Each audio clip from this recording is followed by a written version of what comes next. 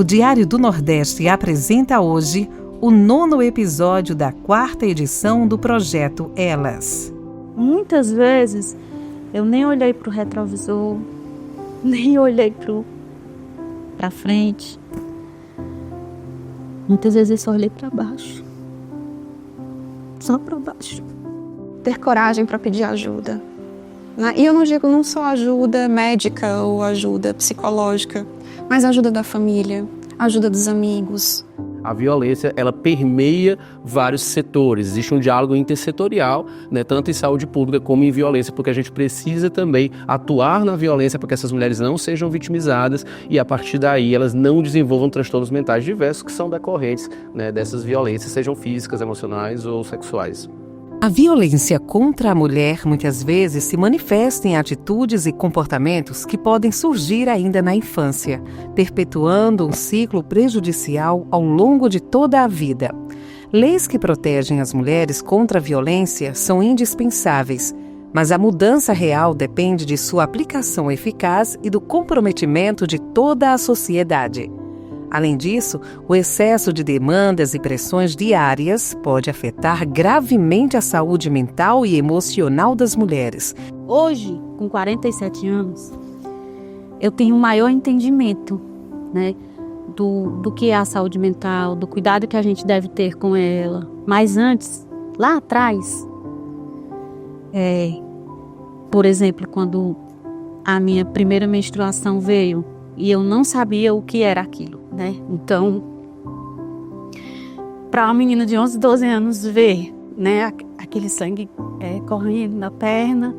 E assim, antes eu não tinha tido nenhum tipo de orientação mais ajustada, mais pontual, de que ia chegar um tempo em que no cérebro, a gente usa muito o termo virar moça, virar mocinha, Então, aquilo ali me trouxe medo, me trouxe insegurança.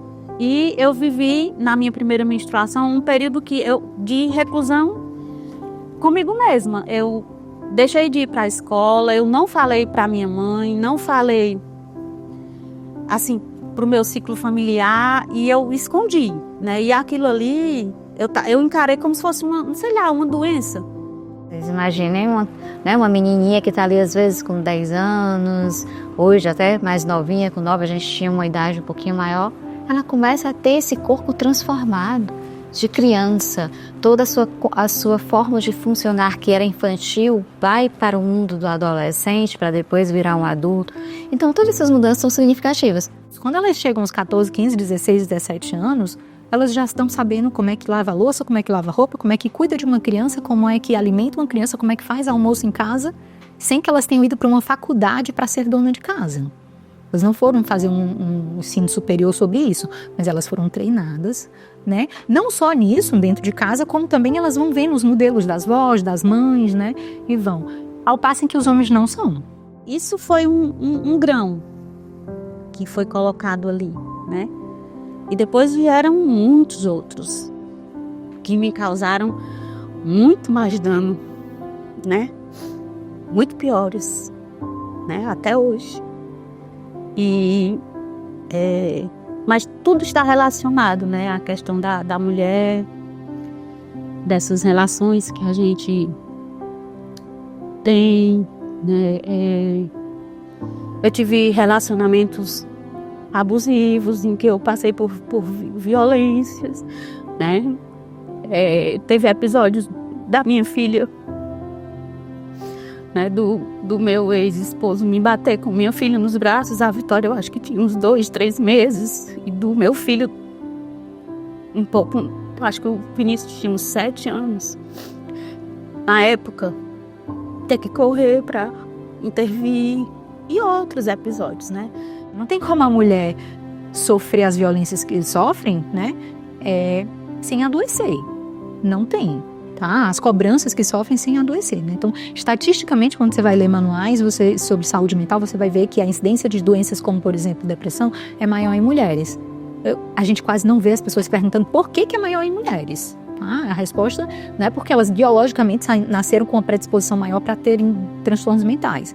A resposta é: a sociedade cobra mais delas, A sociedade dá menos liberdade a elas, a sociedade é mais violenta com elas, de maneira que elas adoecem mais. Eu me senti muito culpada. Muito. Eu me sentia uma mulher incapaz.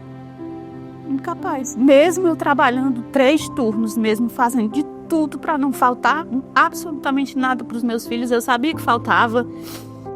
E eu me achava incapaz, porque eu não conseguia ver que do outro lado tinha uma outra pessoa que deveria estar presente, que deveria construir essa relação, deveria fortalecer.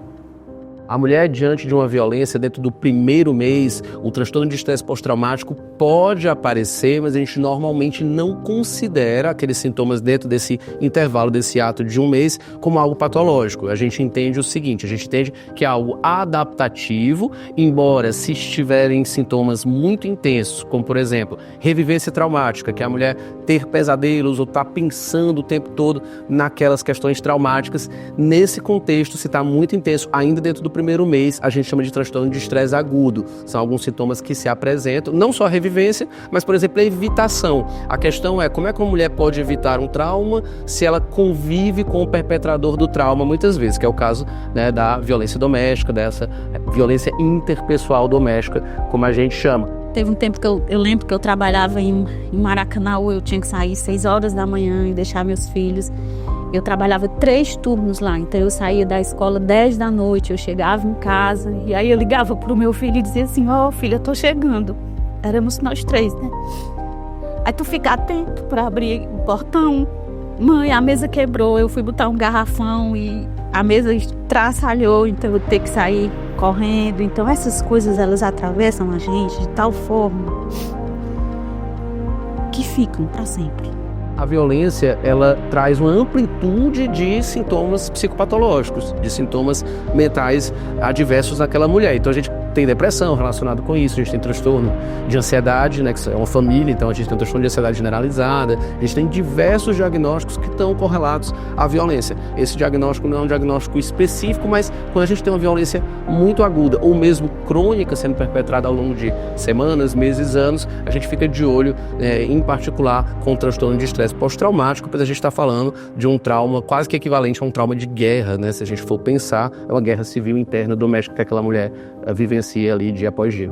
A mulher que sofre violência, quase sempre, para não dizer sempre, que eu não vou ser tão arrogante, mas quase sempre, ela é alienada, né, dos seus laços sociais. Ela é alienada da sua família, é alienada dos seus amigos, das suas amigas, né, dos seus parceiros de trabalho, das suas parceiras de trabalho. Então, a reconstrução desse campo social, desses laços de afeto, eu acho que é o primeiro passo do processo. Isso mina demais a saúde mental da gente. Quem me conheceu há um tempo e me conhece hoje, costuma dizer assim, tu não é mais aquela mulher alegre, tu não tem mais aquele sorriso. Mas eu tenho aqui dentro. Eu ainda sou aquela mulher feliz, alegre. Só está adormecida.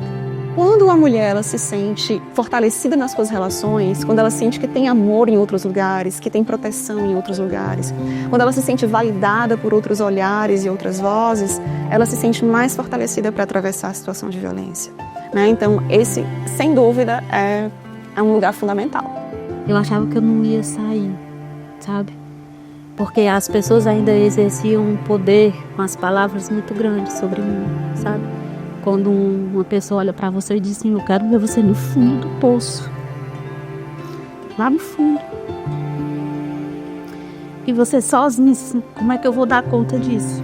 Com 2 filhos pequenos, como é que eu vou sair disso? Mas eu saí.